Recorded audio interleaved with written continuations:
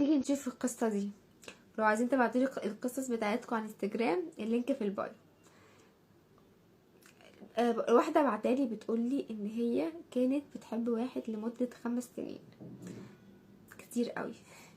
5 سنين، وان هي الشخص ده كان هو كمان بيحبها جدا جدا، بس هي في الامكانيات، يعني في الشغل، في التعليم، في الفلوس، هي اغنى منه ومتعلمة اكتر منه وبتشتغل شغلانة احسن منه، ويعتبر مرتبها احسن منه بكتير، واهلها برضو ناس كويسة، وباباها عنده محلات كتيرة.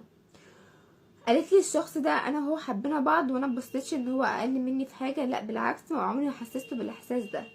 ودايما لو عايز فلوس او عايز اي حاجة، او مثلا ما فيش شغل، دايما انا كنت بسلفه وما كنتش برضه اخد منه الفلوس دي.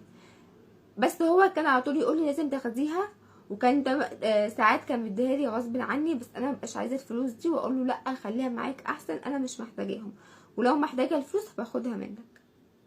ليه؟ ليه؟ ليه اصلا تسلفي؟ او اصلا ولا خطيبك ولا جوزك ولا اي حاجه، انسان غريب لسه. بس ماشي، هنكمل.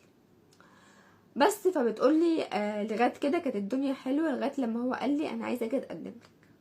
وفعلا انا رحت قلت لمامتي ان هو الشخص ده عايز يتقدم لي، بس هو امكانياته كذا كذا كذا. فمامتي ردت قالت لي هو داخل على طمع، فما توافقيش وسيبي الشخص ده، عشان هو مش بيحبك انت. ما تستلف منك فلوس وما تنطلبك بفلوس، ودايما بيبص في فلوسك، يبقى الشخص ده داخل على طمع. فانا اتخانقت مع مامتي وقلت لها لا، ده محترم جدا وبيحبني جدا، وكذا مره اخد مني فلوس ورجعها لي. طب هقولك على حاجه، انت غلطانه اصلا، انت قلتي لمامتك حاجه زي كده، وخليتي مامتك تاخد عنه فكره مش حلوه، حتى لو هو مش كده. بس ده كان فكري. بس لما كملت بقى القصه، لا، عرفت ان انت كان لازم تقولي لمامتك ان هو اصلا داخل على طمع. قالت لي ماشي. قالت لي بس انا قالت لي مامتها يعني كلام بابا بس وايه، وهنحل الموضوع ده. فعلا جت روح شاف باباها وكده، وباباها لما لقى البنت ان هي موافقه خلاص وافق وكل حاجه، واتفقوا على كل حاجه. فجاء الشخص ده قال للبنت انا مش قادر اجيب شقه، عايزك تدفعي معايا، بس ما تقولش حد من اهلك، وانا ان شاء الله بعد الجواز هبردلك الفلوس دي. قالت لي انا ما كانش عندي مانع ووافقت وكل حاجه، كنا الموضوع كله ماشي تمام. جه قال لي خلي باباكي يمسكني محل من محلاته، علشان مبقاش احس ان انا اقل منكم، او احس ان في حاجه غلط، او انتم اعلى مني في حاجه. فانا عايزه امسك محل، استنى مني بارت 2. بارت 2 من باقي القصه. فقالت له فبيقول لها انا مش عايزه احس ان انا اقل منكم، فخلي باباكي يخليني امسك محل، وانا ابقى المدير بتاعه. فهي قالت له انا مش عارفه بابايا هيوافق ولا لا. قالت له ماله شغلانتك، خليك في شغلانتك وانا في شغلي، وهنساعد بعض. بلاش ندخل الاهل في الموضوع، وبلاش تمسك شغلهم لا يحسوا ان انت مثلا طمعان في حاجه. فاتخانق معاها لما سمع الكلمه دي منها.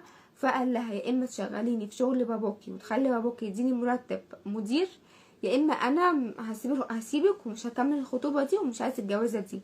وقالت لي بالرغم ان انا اديته اصلا نص فلوس الشقه، فهو عايز ينهي كل حاجه، حتى فلوسي مش هيرجعها. فانت شايفه ان انا اكلم بابا خليه يشتغل عنده؟ قالت لي بابايا مش هيقول حاجه، عشان بابايا بيحبني وهيرضيني باي حاجه. قالت لي اقول له ماشي وخليه يشوف بابايا، يا اما اسيبه. تعالي، تعالي بس. اول حاجه في البدايه سلفتيه فلوس وسكتنا. تاني حاجه دفعتي معاه فلوس الشقه وسكتنا. تالت حاجه بتقولي ان يا اما يشتغل، هو بيقولك يا اما اشتغل مع باباكي يا اما اسيبك. اولا ده دخل طول، يعني داخل على طمع مش قادره اوصفهولك. ومفيش حاجه اسمها اصل انا احس نفسي اقل منكم. روح يا بابا اشتغل شغلانه بره، او مثلا اشتغل شغلانتين عشان ما تحسش ان انت اقل مننا، او اصلا ما كنتش اصلا يرتبط بيكي عشان ما يحسش نفسه اقل منك. فانتي رضيتي بالعيشه دي واهلك وافقوا بيه، فهو بقى خليه كويس يعني. ماشي، هو يعتبر هو بيحبك انتي وانتي بتحبيه هو. انتي عارفه ظروفه من الاول ووافقتي عليها. فمفيش حاجه خالص اسمها شغليني عند باباك يا اما اسيبك. لو قالك كده ده تسيبيه فورا.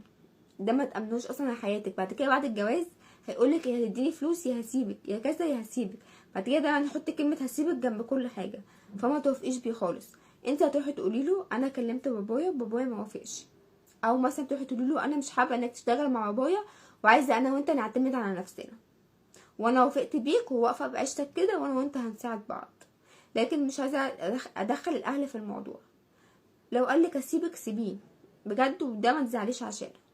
دي كان رايي. بص برضو شوف راي الناس في الكومنتات.